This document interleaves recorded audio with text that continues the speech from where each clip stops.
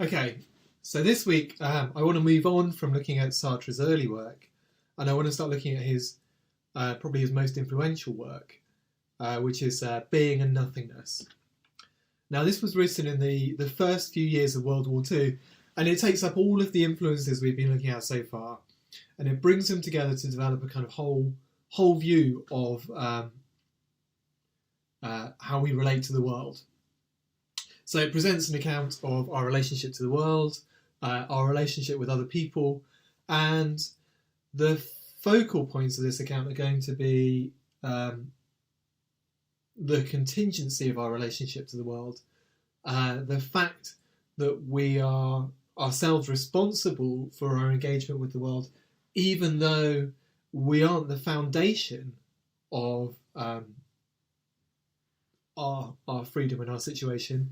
And finally, Sartre is going to talk a lot about the way in which we attempt to flee from responsibility from the fact that we're free through various forms of bad faith.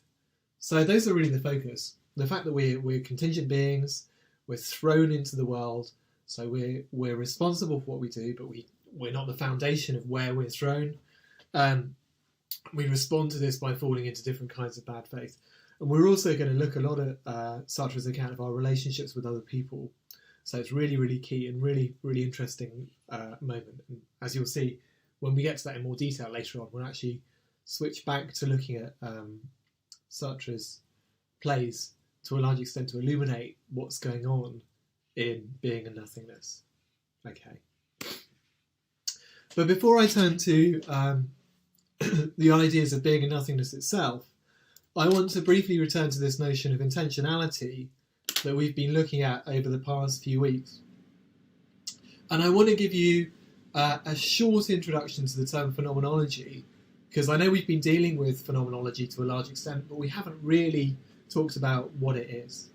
Now, Being and Nothingness, as you may have noticed, is subtitled An Essay in Phenomenological Ontology.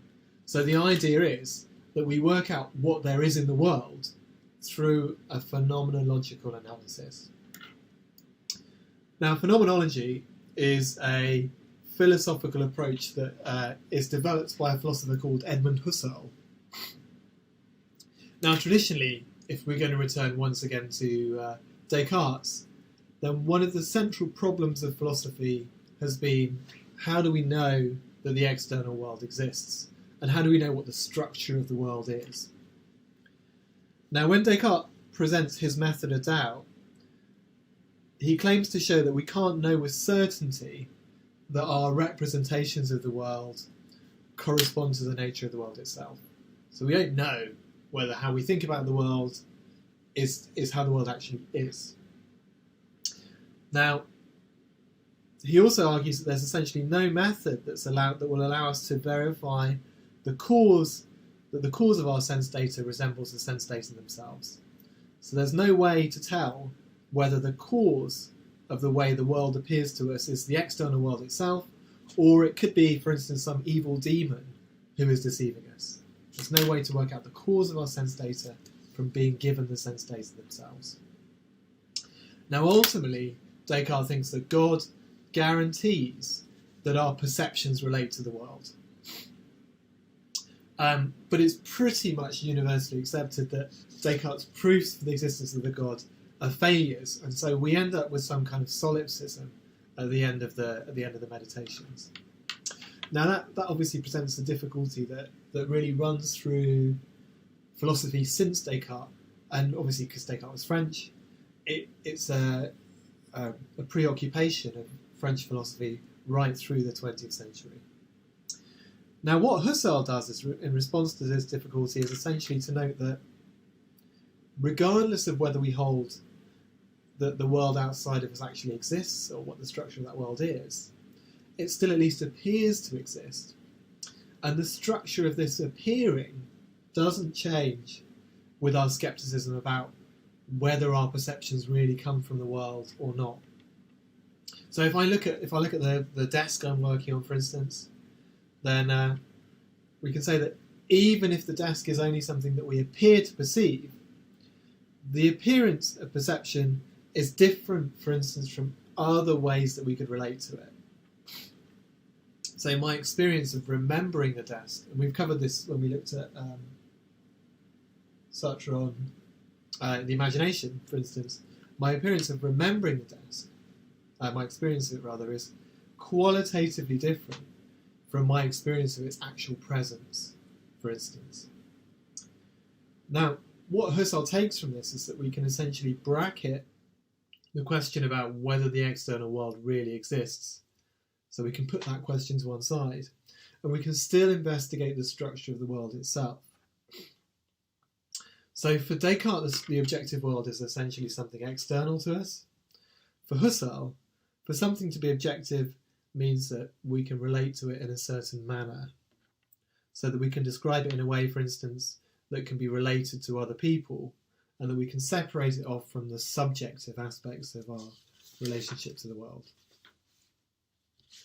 So the end result of this is that philosophy essentially becomes, for Husserl, a method of describing our relationship to the world. So what it therefore does is it proceeds through a careful analysis of the different attitudes that we take towards the world.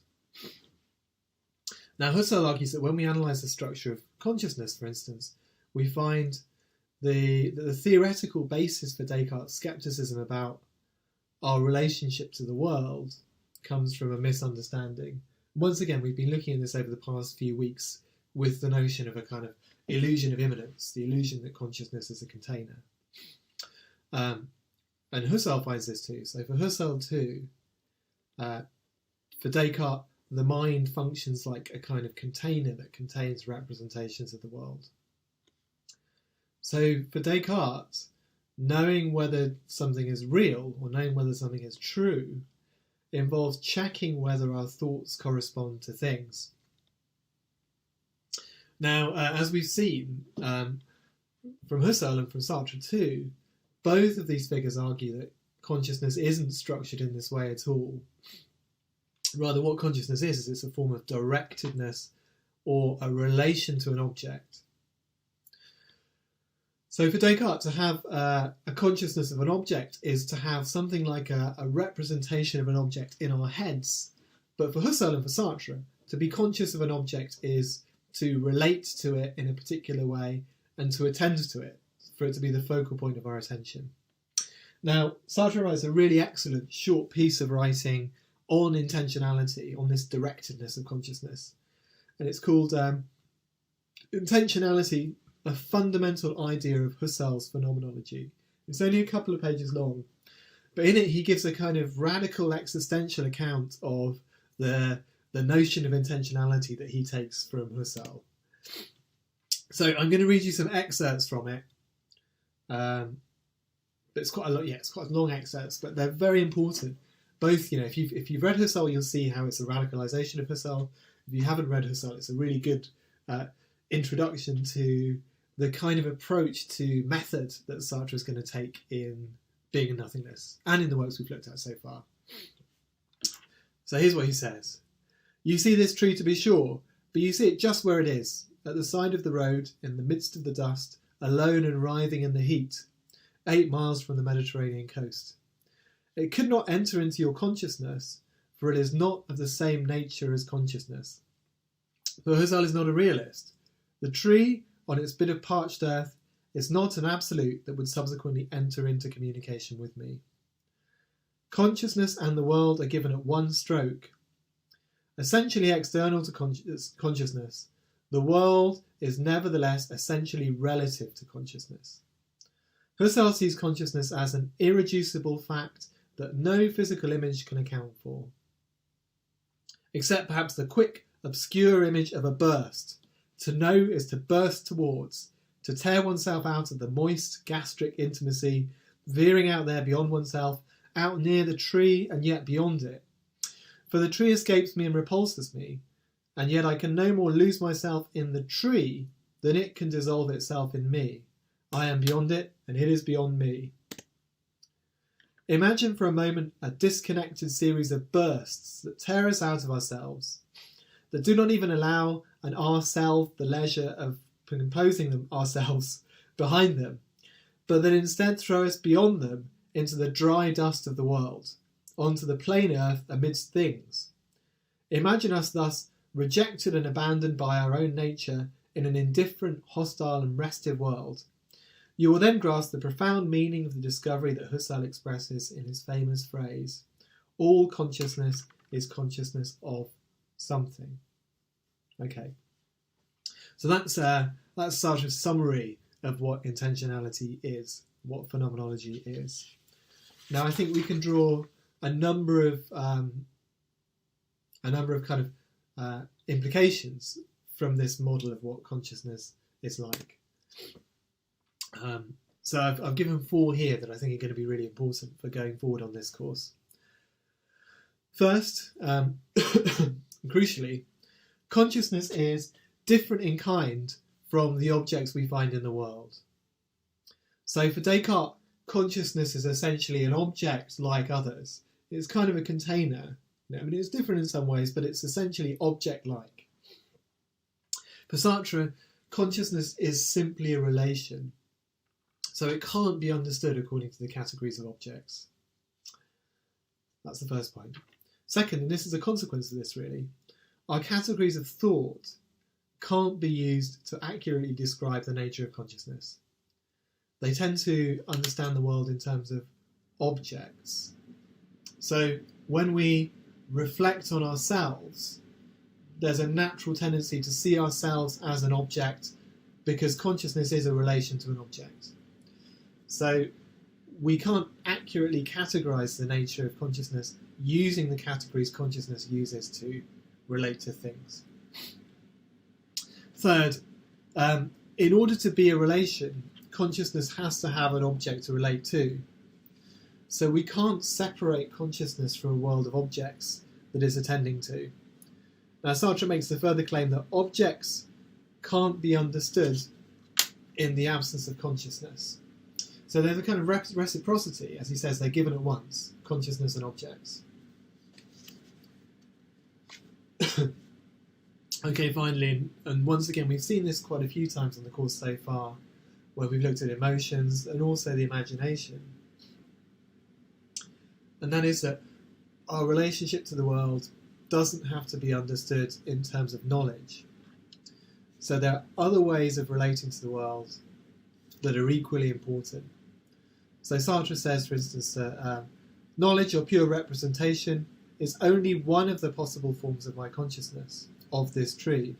I can also love it, fear it, hate it, and this surpassing of consciousness by itself, i.e. intentionality, finds itself again in fear, hatred and love. So I think I've said this several times now, but this notion that our relationship to the world is not fully grasped through the categories of knowledge is really one of the central themes of existentialism. Insofar as existence exceeds our knowledge of it, but yet we can relate to it in other ways. There's a kind of a focus on the existence of things that goes beyond the kind of epistemology or the knowledge of things. So that's really where the term existential comes from. The world exceeds our knowledge of it, but yet we still relate to it in its excessive form. Okay, so that's a really brief summary of Sartre's views on consciousness. What I want to do for the rest of the lecture really is work through some of the opening sections of Being and Nothingness just to show how he develops the fundamental themes of the text. So the sequence that I want to go through, the sequence of what he addresses is as follows. First, the first thing we're going to look at is Sartre's question about how we're supposed to explore our fundamental relationship to the world. You know, if we're interested in how we relate to the world, what form of relation are we going to take as primary, as the theme for our exploration? Now, what Sartre is going to claim is that the best way of exploring how we should inquire into the world is to look at the structure of the question or the structure of the inquiry itself. So questioning is going to be like the fundamental way in to understanding what human beings are. Second, Sartre argues that the questions reveal to us the existence not just of beings, but also of nothingness in the world. So as I said, we've looked at this previously in terms of the imagination. Now, as you read the text, you'll see that the imaginary kind of falls out of play in Being and Nothingness, but we still have this structure where being and nothingness together compose our world. And finally today I want to look at the Sartre's claims that much of our existence is taken up with covering over this freedom, since freedom brings with it responsibility and anguish. So I want to go over those points really for the rest of the lecture. So the first thing I want to look at is the notion of questioning. Now, as I've just said, Sartre's claim really is that our fundamental relationship to the world is governed by intentionality, by our relating to the world. That's what we are essentially. We are just a relation to the world. Now, the aim of Being and Nothingness, in a way, is going to be to come up with a concrete account of what it is to be in the world as a form of consciousness. So what is it to be in the world as a being that is fundamentally a relation to the world? So the structure of Being and Nothingness, like most philosophical texts, I guess, therefore, is an interrogation of the world. How must the world be for us to relate to it in terms of being and nothingness in this way? Now, Sartre phrases the question as follows. The question of being and nothingness at the heart of it. Is there a conduct that reveals man's relation to the world? So that's the question we pose towards the world. We ask the world, is there a conduct that reveals our relationship to the world? Now,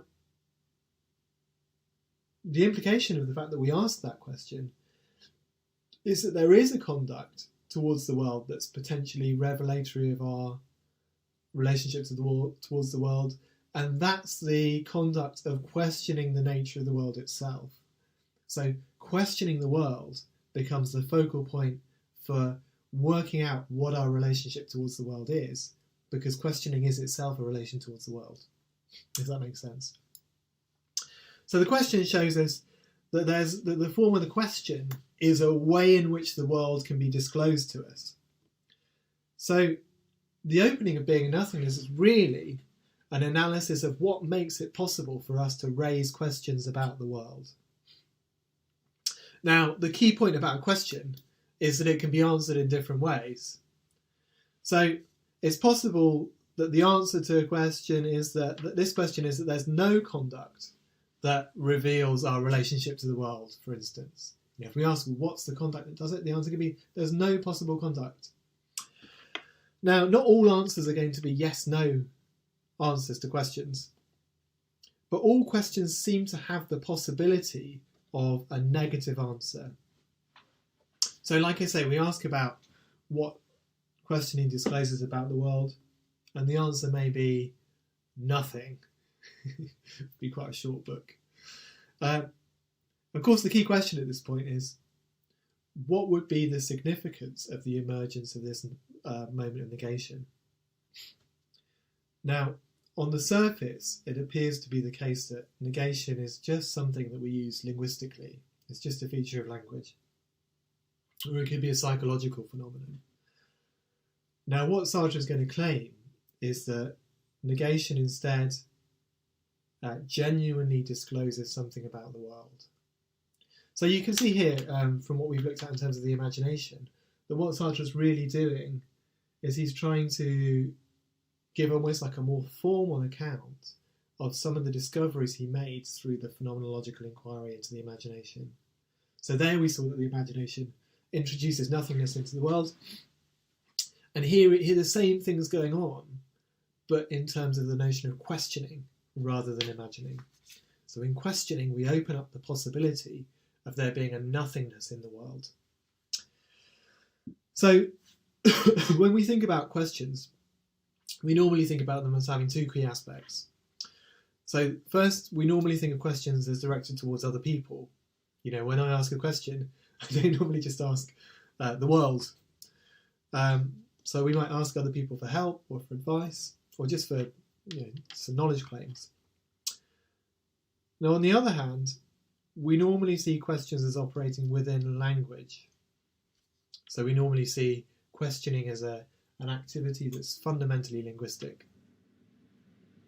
Now, Sartre is not going to claim that these aren't aspects of questions, but what he's going to say is that these aren't the primary aspects of questioning insofar as it's the origin of negation in the world. Now, that's really important, because if linguistic questioning was primary, then negation would really be just a result of the way in which words were put together. So the fact that there was negation in the world would be purely a linguistic phenomenon, and in a sense, the world would then be pure positivity. Negation would just be a facet of the way in which we use language. So Sartre's account of negation, therefore, has got two aims. And I've taken these two aims from Catalano's study because he sets it out very clearly. The first of these aims is to show that non-being comes into reality only through man, or through human beings. And second, he wants to deny that non-being is thereby an abstraction or a merely subjective or merely psychological phenomenon. So he wants to show that we introduce negation into the world, but in doing so, we're not doing something that's merely subjective or psychological. So the first point to note is that it's going to be our expectations about the world that ultimately lead to the emergence of nothingness. Because we expect the world to operate in a certain way, the failure of the world to operate in that way is what leads negation to show up in our world. So this is the central claim that Sartre makes.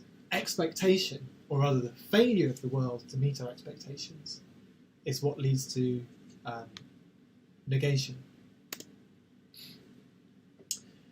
So he says, if my car breaks down, it's the carburettor, the spark plugs, etc. that I question. If my watch stops, I can question the watchmaker about the cause of it stopping, but it's the various mechanisms of the watch that the watchmaker will in turn question. What I expect from the carburettor, what the watchmaker expects from the works of the watch, is not a judgment. It's a disclosure of being on the basis of which we can make a judgment. And if I expect a disclosure of being, I'm prepared at the same time for the eventuality of a disclosure of non-being. If I question the carburettor, it's because I consider it possible that there is nothing there in the carburettor. So what Sartre is really arguing here then is that when a watch stops working, it's an objective fact that the watch is broken. So it fails to carry out its purpose. So it's not an abstraction to say that the watch has ceased to work. But on the other hand, it's clearly the case that the watch can only be considered to be broken because we see the watch as having a particular purpose and as failing to achieve that purpose. So we can say the same thing about what it means for something to be fragile, for instance, or what it means for something to be destroyed.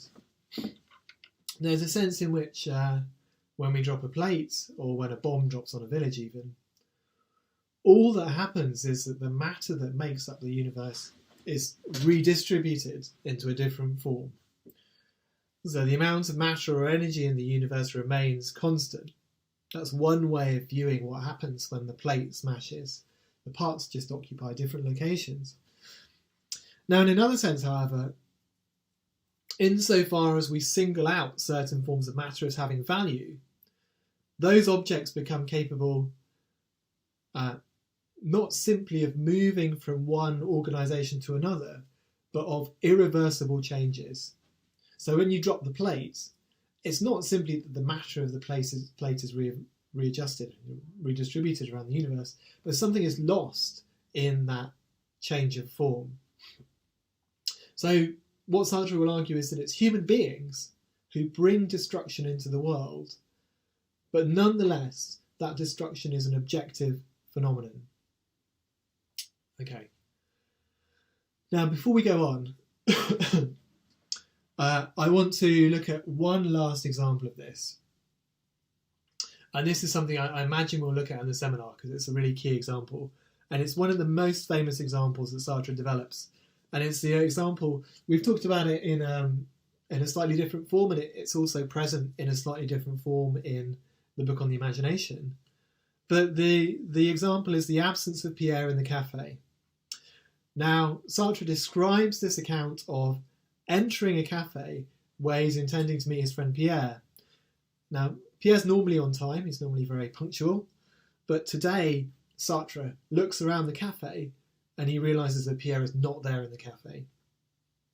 So the question Sartre asks us to consider is whether the non-being of Pierre in the cafe is a real thing or whether it's just a figure of speech.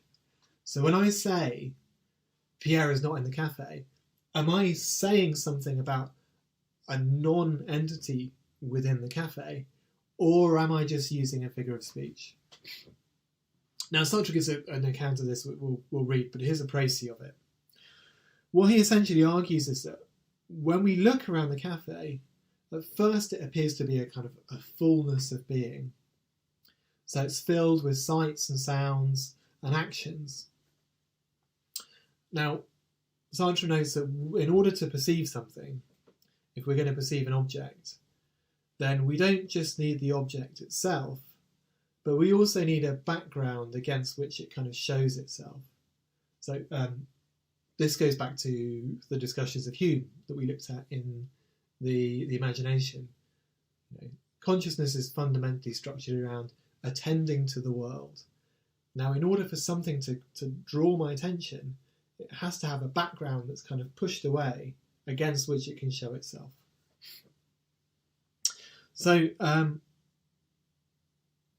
the kind of notion of sense perception, therefore, that we find in Hume, the idea of a spot of colour, for instance, as being the simplest perceptual element, doesn't really make sense for Sartre, because for a spot of colour to show up, it needs to be able to distinguish itself from a background that it differs from. So all perception for Sartre involves a foreground and a background.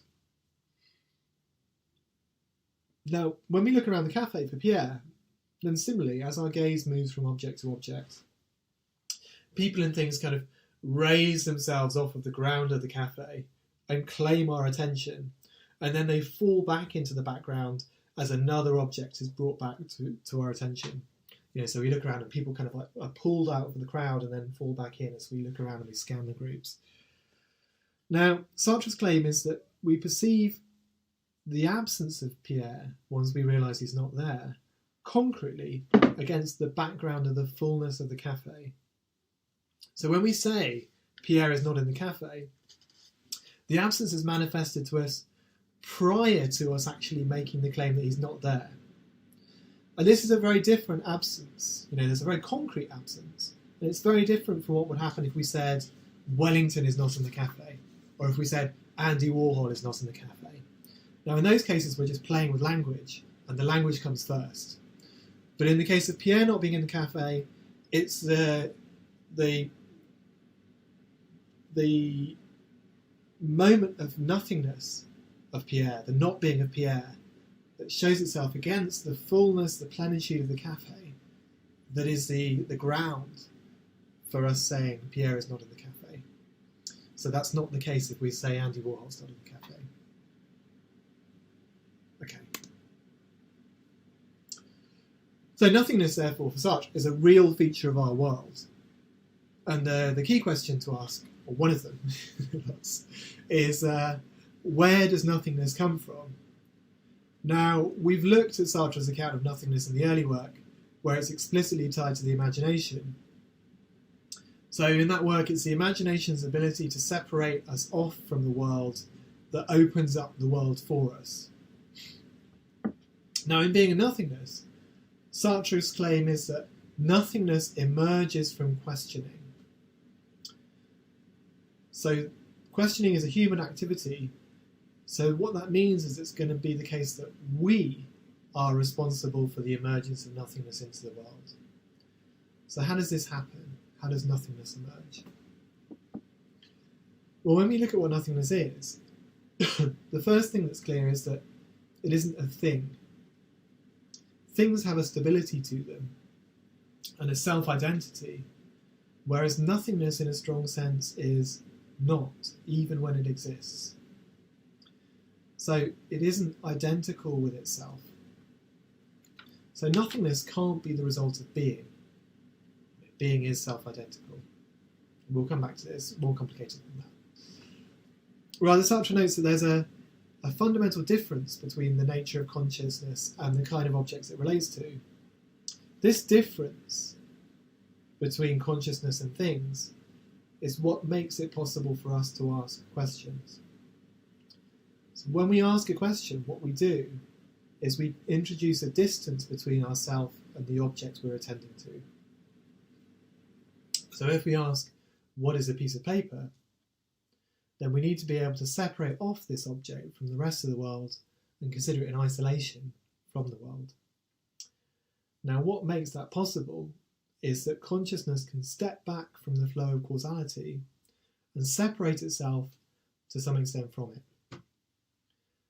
So at the heart of consciousness is the same kind of nothingness, the ability to deny aspects of the world and its own separation from itself, that we find in the structure of negation.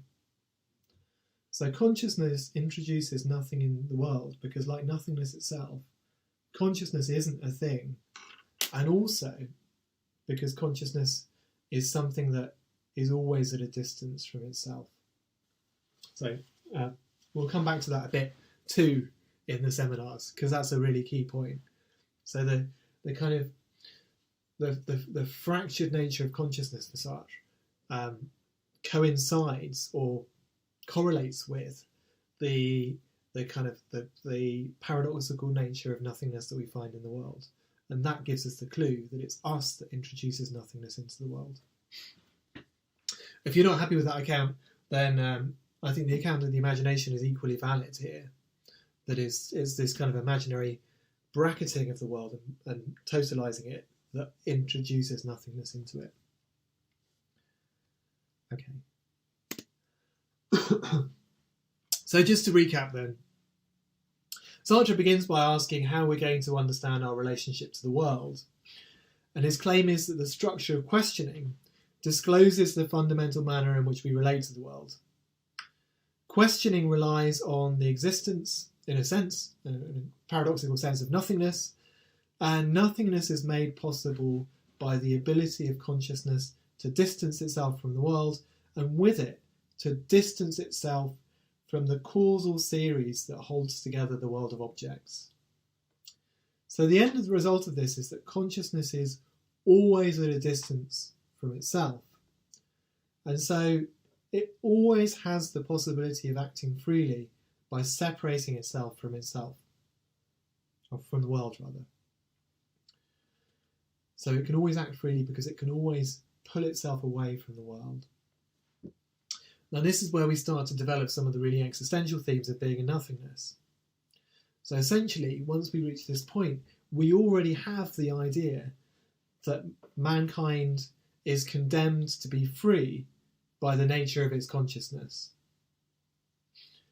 Now, for the final part of the lecture, what I want to talk about is Sartre's account of anguish in the face of freedom, and his claims that much of our lives are spent trying to avoid our freedom. And this is brought home in his account of anguish and his account of vertigo. Now, we'll come back to this in a lot more detail next week when we look at bad faith, but here's an opener into the sort of structure of freedom and self-deception. Now, like I say, the best example, I think, of freedom for Sartre is vertigo. And we can take an example of supposing we're walking along a mountainous path with a guardrail. Now, in this situation, one would hope you would have a natural fear in the face of death. So you might conceive of a number of different ways in which walking along this mountainous path, your death could come about. So there are a number of ways in which, insofar as you're almost like an object in the world, when you're coming along this narrow mountainous path, you could die. So you could slip on a rock, or a gust of wind could knock you off balance, or trip over your shoelaces. In each of these cases, death would come to you from outside. It would be something in the world that led to you falling off the mountain. Now that's fear, and Sartre says fear there is very different from vertigo, but it leads to vertigo when we look at our response to that situation. Now, the fact that we could die calls for prudent action on our part. It calls for us to take care not to slip and to be aware of our surroundings. Now, what Sartre is going to claim is that in this situation, the fact that this prudent course of action is merely possible opens up the alternative of not following the prudent course of action. So the fact that it's a choice that we make to respond with care to the dangerous situation implies that we could choose the other way as well. So in recognising that we're free to respond to the danger of the situation, we recognise that the possibility of not responding is also open to us. So what we experience in the notion of vertigo isn't a fear that we could fall from the mountain, but an experience that there's nothing that prevents us from throwing ourselves off the mountain. You know, that it's only ourselves that's stopping us from falling. So Sartre puts it as follows. But when I'm in anguish, precisely because any action on my part is only possible, and this means that while constituting a set of motives for repudiating that situation, this means that I at the same moment apprehend these motives as not sufficiently effective. At the very moment when I apprehend my being as horror of the precipice, I am conscious of that horror as non-determining in relation to my possible conduct. In one sense, that horror calls for prudent action, and it's in itself an adumbration of that action. In another sense, it only posits the final evolution of that action as possible, precisely because I do not apprehend it as the cause of this final evolution, but as a demand, as an appeal. So Sartre argues that ultimately, you know, we kind of recognise that there's no ground to either action, and normally we therefore fall back into the prudent course. But what the experience discloses is that there's a fundamental freedom at the heart of how we relate to the world. Now, as I said, we'll be covering the question of the flight from anguish in more detail next week. But Sartre makes the claim that in many ways, our ways of relating to the world and ourselves are ways of trying to avoid this feeling of anguish. So we spend a large part of our lives trying to avoid this feeling of anguish that Sartre has just disclosed. So notions like psychological determinism, the claim that our mental states are determined by prior mental states, notions such as that we take up in order to avoid dealing with the fact that we're fundamentally free. So what we do there, when we take up a kind of psychological determinism or some similar doctrine, is we reject our own immediate experience of anguish in favour of an uncertain empirical hypothesis. So what we're doing there is we're treating consciousness as if it was a thing in order to escape the freedom that defines it. Now, another way of doing this, another way of escaping from anguish, is to develop an ethical code. Now, what that allows us to do is to determine what we should do in any circumstance. Now, even if we do that, we still fall into bad faith for Sartre. So here's what he says, the last quote for today. In the same way, what we might call everyday morality is exclusive of ethical anguish. There is ethical anguish when I consider myself in my original relation to values. Values in actuality are demands which lay claim to a foundation. But this foundation can in no way be being, for every value which would base its ideal nature on its being would therefore cease even to be a value and would realise the heteronomy of my will. Value derives its being from its exigency and not its exigency from its being. It does not deliver itself to a contemplative intuition which would apprehend it as being value and would remove from it its right over my freedom. On the contrary, it can be revealed only to an active freedom which makes it exist as value by the sole fact of recognising it as such.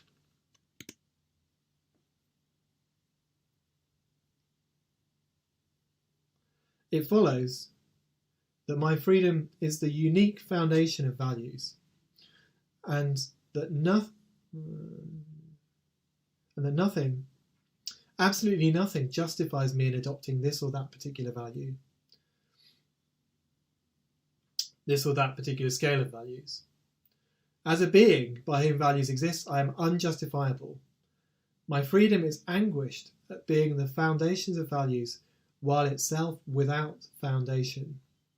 It is anguished in addition because values, due to the fact they are essentially revealed to a freedom, cannot disclose themselves without being at the same time put into question. For the possibility of overturning the scale of values appears complementarily as my possibility. It is anguish before values, which is recognition of the ideality of values. Okay, so obviously that's a really big claim that ethical systems have to be taken up in freedom, and as such receive their justification purely through our freedom, and as such can always be overturned. So we're going to explore that a few weeks down the line. What we're going to look at next week in more detail is Sartre's account of bad faith. So this is a really important doctrine that deals with how we lie to ourselves. And Sartre is going to argue that we frequently misconstrue, in a kind of deliberate sense, the nature of consciousness in order to avoid having to deal with the consequences of freedom being fundamental to our natures. Okay, well, that's it for today then. I'll look forward to seeing you later this week.